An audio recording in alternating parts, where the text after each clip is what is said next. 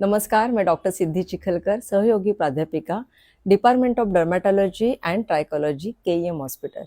आजकल बूढ़ों से लेके बच्चों तक सभी लोग बालों के परेशानी से परेशान हैं। बालों की समस्या कई कारणों से होती है, जैसे कि जेनेटिक, फैमिलियल, स्ट्रेस और न्यूट्रिशन। आज न्यूट्रिशन वीक के मौके से हम बालों के लिए न्यूट्रिशन क्या महत्वपूर्ण है उसके बारे में बातचीत करेंगे।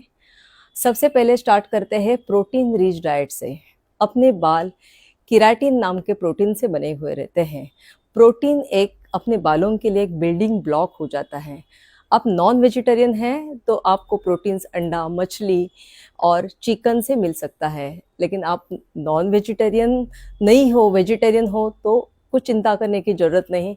आप पनीर खा के, सोयाबीन तो सबसे अच्छा प्रोटीन का मात्रा में प्रोटीन अपने बॉडी को मिल जाता है और अपने बालों को मजबूती देता है। दूसरी चीज़ है omega 3 fatty acids. Omega 3 fatty acids हमको हमारे बालों को शाइन और सॉफ्टनेस लाता है, और हम लोगों को वो नट्स खाने से मिल जाते हैं, जैसे कि बादाम हो, अखरोट हो, पिस्ता हो। वो मिक्स नट एक कटोरी रोज सेवना करने से अपने को अच्छे तरीके से ओमेगा 3 फैटी एसिड्स मिल जाता है। वो बालों को ही नरिशमेंट नहीं देता तो अपने दिमाग को या हार्ट के लिए ये बहुत अच्छा होता है। तीसरी चीज़ है आयरन रिच फूड।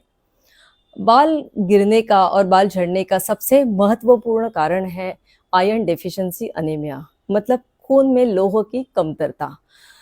तो ये कमतरता हम कैसे रिपेयर करेंगे? तो ये आयरन रिच फूड खा के। तो आयरन रिच फूड किस में होता है?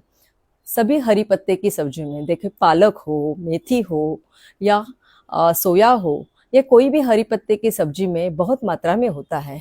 लेकिन हमेशा याद रखो, आयरन का अच्छे से एब्सॉर्प्शन होने के लिए विटामिन सी भी उतना ही ज़रूरी है।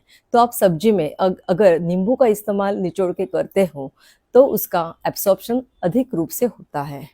देन बाद में चीज़ आती है एंटीऑक्सीडेंट रिच डाइट।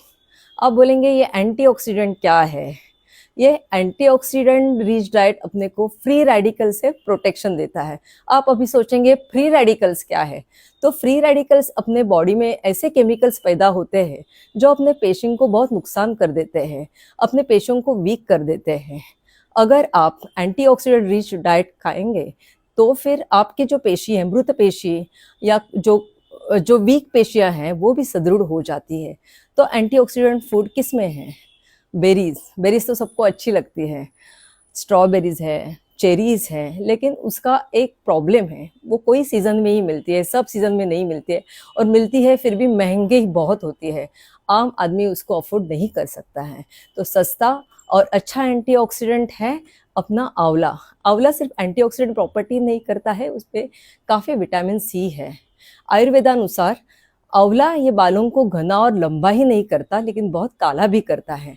दूसरी चीज़ है कैरेट। कैरेट में एंटीऑक्सीडेंट प्रॉपर्टीज के साथ बहुत सारा विटामिन ए रहता है।